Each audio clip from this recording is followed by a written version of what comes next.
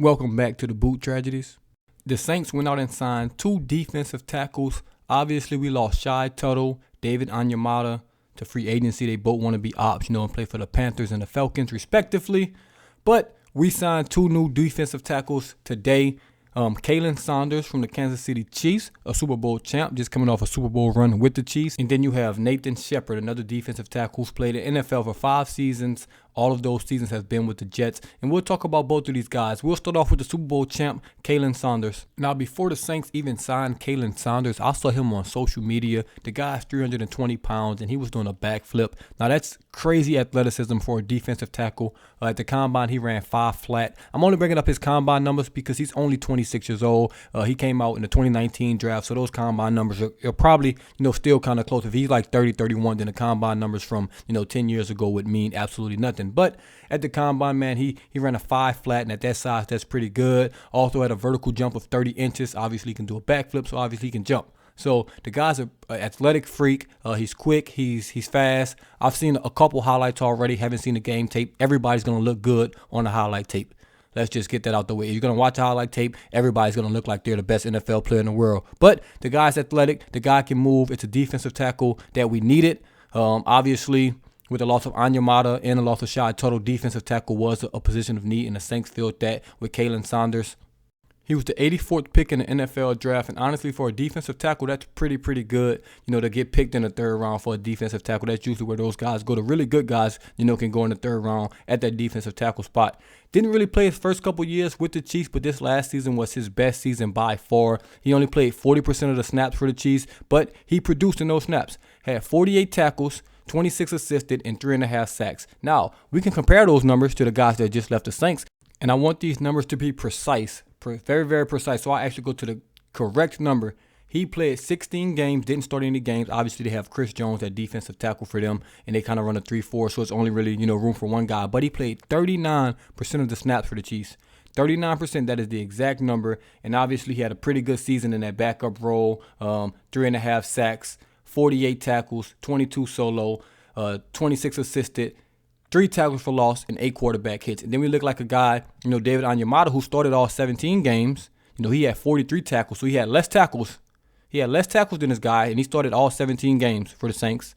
25 solo, 18 assisted, 5 tackles for loss, and he ended up having, how many sacks did he had? 5 sacks this year, and 5 sacks for David Onyemata. So that's a guy that played way more, almost not double the snaps, but a pretty good, significant portion. And the numbers are kind of similar. Obviously, numbers for defensive tackles don't tell a whole story at all.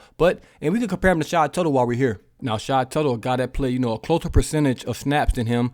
He played 50% of the snaps for the Saints, 49% and some change. So 50% of the snaps for the Saints is what Shy Tuttle did. Obviously, Sanders played 39%, so that's 10% less snaps. And Shy Tuttle, 17 games he played, 14 he started in, had 49 tackles, 2 sacks, 26 solo, 23 assists, 3 quarterback hits. And those numbers are kind of similar in way less snaps. That's definitely good for Sanders. He was obviously a really good player for the Chiefs last season. Like I said, 3rd round pick. That's a very high pick for a defensive tackle. And now he's going to have a chance, to get in that starting role to be a starting defensive tackle. He's going to have another defensive tackle next to him who we'll touch on a little later. But I think the sky's the limit for him. He's very athletic. He's a freak athlete at that position. So the Saints definitely, I think, upgraded. I won't say he's better than David Onyemata. That would just be spite, of us losing Onyemata. But he's definitely an upgrade over Shy Tuttle. I can 100% say that. Now, Nathan Shepard, he's not as good as Sanders in my opinion. I think he'll actually have to fight for a starting job for the Saints. Maybe they, find another defensive tackle in the draft, or maybe they go out and sign somebody else. But he played 37% of the snaps for the Jets. He also played 30% of the snaps on special teams. So he kind of played, wore 2 hats, played special teams and played on the defensive side of the ball. But he finished the season with 33 tackles, 17 assists, 16 solo, 4 tackles for loss, 6 quarterback hits, and only had 1.5 sacks. Now, that's not great numbers, but like I said, the defensive tackle and stats, that don't really tell an entire story. You'll never get the entire story from a defensive tackle with their stats unless it's like Aaron Donald, a guy that could put up 20 stacks from a defensive tackle position. That's just not normal. That just doesn't happen. He only started 3 games for the Jets. So both of these guys are coming out of backup roles. If we want to, criticize these moves a little bit, they're both, two guys coming from backup roles, Sanders and then Nathan Shepard. They're both coming in backup roles, and obviously you had Shai Tuttle and Anyamata, who started all season. So that's the one criticism you can give the Saints if you want to give them a criticism, that you really didn't find a starter or a previous starter at the defensive tackle position. You got two guys that are only 29 and 27 or 26, excuse me. And now they're both going to be starters. The way it is right now, the way the roster is set, those guys will be your starters day one if the season started, tomorrow. So that's two guys with, I won't say a little experience, but a little starting experience. A combined less than 15 games, they started, as a unit, just them two together, and they've both been in the NFL for about 8 years combined. So definitely going to need more experience, more gameplay, but I do like what I see from the highlight tapes. I'll definitely go watch the film. Definitely go watch when these guys played and see how good they were on film, man. The defensive tackle position is definitely tricky if you're just going to look at the numbers. But do not get me wrong. I am super excited about this, especially after yesterday, man, losing Caden Ellis, Anyamata, Shai Tuttle, Davenport. You had to get some of these pieces back, and the Saints did it quick, and they did it like back to back. That's the one thing I'll give Mickey Loomis credit for, Dennis Allen credit for. They've shown time and time again that it's a plan A, a plan B, a plan C, a plan D. When plan A was, obviously, I was going to assume plan A would be, Anyamata, Shai Tuttle, sign them back on respectable deals, cheap deals, try to get them back. Obviously, they got paid. They went elsewhere, and the Saints were quick to react. Very, very quick to react to replace these defensive tackles with two guys I'm sure they had on their free agent board, and they signed them right away. I think like 5 minutes, 10 minutes apart. They got both of them in. They got them signed. I still haven't found the numbers for these guys just as yet, but when those numbers come out, I'll definitely relay those to y'all. And the crazy thing is, man, I'll have to admit, the Saints are reeling me in.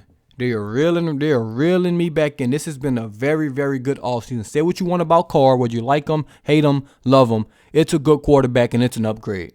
Jameis Winston coming to be your backup quarterback. That's going to be an upgrade, even though he was kind of the backup quarterback last year, even though it was supposed to be Dalton. But you get what I'm saying. That's going to be a very, very good backup quarterback. We lose two defensive tackles, which may look like, trouble from the outside, but those guys did not perform up to standards last season, not up to Saints standards. The Russian attack or Russian defense we had, those guys did not perform last year. So hopefully these two guys could come in and do a better job than we did last season. Obviously losing Caden Ellis, that's a big one that's going to hurt, and losing Marcus Davenport is addition by subtraction. I was tired of the stigma around him being 2 first-round picks and the potential this and the potential that, do you remember the last season? Do you remember that one play when he blew somebody up? I'm just glad it all comes to an end. We don't have to deal with that anymore, and we're going to obviously have to replace him on the edge. Maybe they'll be through the draft, maybe through free agency, but I do think this team is in a good spot right now in free agency. I'm sure we can make a couple more moves if we want to. I didn't even mention the Michael Thomas move. Obviously getting him back is definitely going to help as well. So the Saints are reeling me back in. We're looking good, especially with the NFC, man. It's Aaron Rodgers seems like he's going to be going to the Jets or something like that. The NFC's looking wide open. The Eagles are getting depleted. They're losing defensive players left and right. Darius Slay, who just got released. Hey, come on down to New Orleans if you really want, him and Lattimore. Different story for a different day. But the NFC is wide open, as wide open as it's ever been, especially with the Eagles getting depleted right now in free agency. So the Saints keep trucking along, keep creating cap, keep making smart signings. Don't have to go overpay for anybody, anything crazy, and we'll see what happens. But I do like these two moves at the defensive tackle position. Let me know what y'all think about the Saints, signings right here in the offseason in the comments below. And as always, this is Boo Tragedies, and I'm out. So one last time, let's make them hear it. The greatest